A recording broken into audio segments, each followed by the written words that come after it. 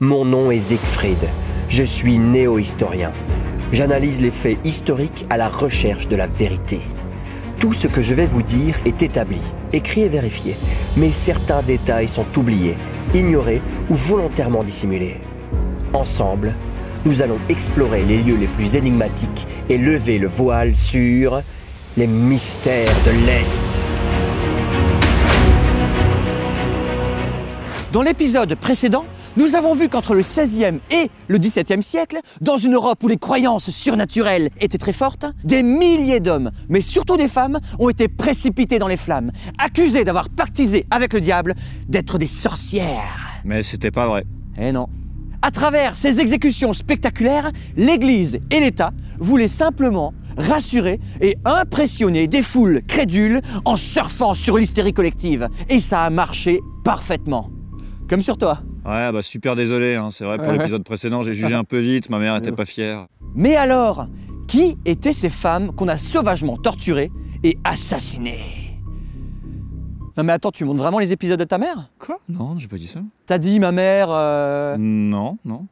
Ce qu'il faut savoir, c'est que généralement, ces exécutions étaient organisées à l'extérieur du village, notamment pour que les restes du bûcher servent d'avertissement aux gens de passage. Ouais, et à cause de l'odeur aussi, quoi. Il faut s'imaginer que des centaines, des milliers de personnes se rassemblent pour voir. Venus des villages alentours, des familles, des enfants observent et achètent à des marchands venus pour l'occasion des chandelles, des chapelets et même des encas. Hop, une exécution, une part de quiche. C'est horrible. Non mais ça c'est rien, hein. Imaginez, le bûcher brûle déjà, la foule scande, les femmes condamnées sont amenées par le bourreau, le clergé énumère les accusations, les bourreaux ligotent les sorcières à une échelle qui sera lentement basculée, le visage tourné vers les flammes. Non mais elle devait hurler, quoi. Ah non, surtout pas. Pour éviter qu'elles crient ou qu'elles hurlent un dernier sort, on leur mettait de la poudre dans la bouche. Non mais la poudre pour la laine? De la poudre à canon. Comme ça, si elles ouvraient... Ouais, mais déjà moi, quand je mange un tiramisu, ça me fait tousser, alors... Non mais tu comprends pas. Tout le cérémonial de ces exécutions était décrit très précisément dans le Malleus Maleficarum, le guide pratique de référence pour lutter contre la sorcellerie. Après une dénonciation, on recueille les témoignages des plaignants et les dites sorcières sont aussitôt arrêtées, puis commence le procès. Ah ouais, avocat, plaidoirie, tout le touti. Non, pas du tout, non. Là, on vous enferme. On vous présente votre bourreau, quelques hommes d'église et surtout, vous passez à l'estrapade. Là, on vous déshabille. On examine votre corps à la recherche de la marque laissée par le diable, la stigma diabolique. Ça peut être n'importe quoi. Un grain de beauté, une cicatrice, un bouton, une tache de naissance. On cherche partout. Partout? Ah, partout. Ah, ok. Ensuite, on vous interroge dans le but de confirmer les accusations. Ouais, mais si t'es innocent? Eh ben, on passe à la torture.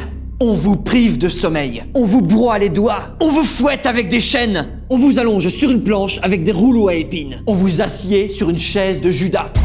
Le but est d'avoir vos aveux.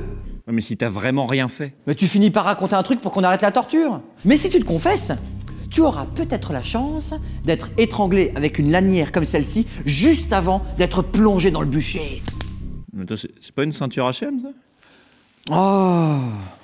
Et surtout, on poussait les suspects à dénoncer à leur tour leurs collègues sorcières. Un genre de balance ta sorcière, quoi. Et on poussait la population à faire la même chose. Donc en gros, s'il y a quelqu'un dans le village que t'aimais pas, tu disais que c'était une sorcière. Ouais, c'est ça. Jeune, âgé, riche, pauvre, trop laide ou trop jolie, toutes les femmes deviennent suspectes d'avoir pactisé avec le diable. Les vieilles femmes étaient souvent accusées parce que leur longévité paraissait anormale. Les jeunes femmes célibataires refusant de se marier étaient aussi suspectes. Une femme originaire du village de Domrémy en Lorraine a fait face à 79 chefs d'accusation, dont celui d'entendre des voix et de porter des habits d'homme. Ça te rappelle quelqu'un, ça? Bah oui, c'est Jeanne d'Arc, non? Ah ouais, bah ouais.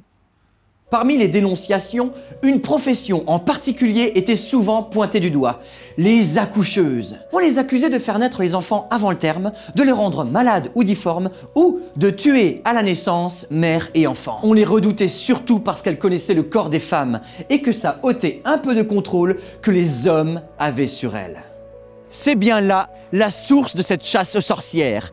Une volonté de l'Église et de l'État, dirigée uniquement par des hommes, de maintenir leur pouvoir en place en faisant accuser celles qui pouvaient leur causer du tort, les femmes. Et bien sûr, celles qui avaient un peu trop d'argent, de connaissances ou de pouvoir. Il n'est alors pas compliqué d'utiliser la jalousie et la misogynie de la population pour la pousser à dénoncer des femmes qui serviront d'exemple à maintenir l'ordre établi. Ça se passait au XVIe et au XVIIe siècle en Europe, mais ailleurs, ça continue encore aujourd'hui. Tout est lié. Une des idées pour savoir si une femme c'était une sorcière, c'était de la plonger dans l'eau. Si elle se noyait pas, c'était une sorcière. Et si elle se noyait, eh ben c'était pas une sorcière. Ah.